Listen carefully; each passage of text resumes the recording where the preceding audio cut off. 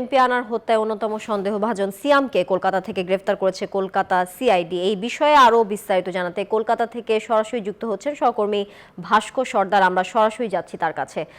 ভাস্কর, সিয়ামকে গ্রেফতারের বিষয়ে আর নতুন কি কোনো তথ্য জানিয়েছে কলকাতা সিআইডি? বিস্তারিত জানাবেন এই বিষয়ে।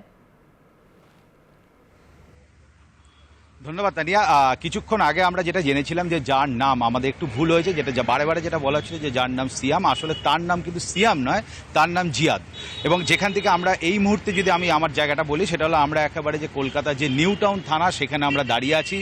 যতটুকু আমরা জানতে পারছি যে এইখানে হয়তো তাকে জিয়াদকে আনা হবে এবং এইখান থেকে তাকে নিয়ে যাওয়া হতে পারে নিউ টাউন, যেইখানে যেই সঞ্জীবা গার্ডেনে যেখানে ছিল। মানে একের পর এক পুলিশ, আমি যেটা বলতে চাইছিলাম যে কলকাতা পুলিশ, পশ্চিমবঙ্গে যে সিআইডি অর্থাৎ গোয়েন্দা দপ্তর, বাংলাদেশ, কলকাতার বাংলাদেশ উপদূতাবাস এবং ঢাকা, এই চার সমন্বয়ে কিন্তু বলা যেতে পারে রহস্য প্রায় উন্মোচনের দিকে এরকম একটা মানে তথ্য আমাদের কাছে আসছে। এবং আমরা নিউ টাউন থানাতে, আমি ক্যামেরা পার্সন শাকিলকে বলবো যে একটার পর একটা কিন্তু পুলিশের গাড়ি এখানে আসা শুরু করেছে। যতটুকু আমরা জানতে পাচ্ছি যে জিয়াদ যাকে বনগাঁ অন্তর্গত যেই গোপালনগর থানা, সেখান থেকে তাকে গ্রেপ্তার করা হয়েছে এবং পরনে তার ছিল সাদা জামা এবং খাকি প্যান্ট।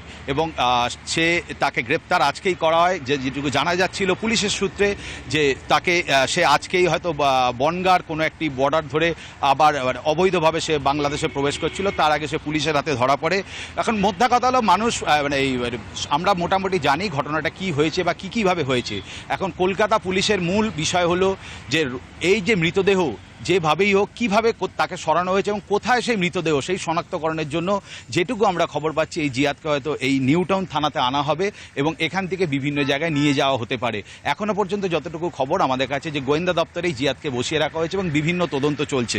এবং এর সাথে সাথে এটা আমরা যেটা জানতে পাচ্ছি যে হয়তো আজকের মধ্যেই হলেও হতে পারে কিছু অস্ত্র উদ্ধার এবং তার মৃতদেহ। এখনও পর্যন্ত সর্বশেষ তথ্য আমার কাছে এটাই থাকছে নিউ টাউন থানা থেকে। ভাস্কর সর্দার, আপনাকে ধন্যবাদ আমাদের সঙ্গে কলকাতা থেকে যুক্ত হওয়ার জন্য।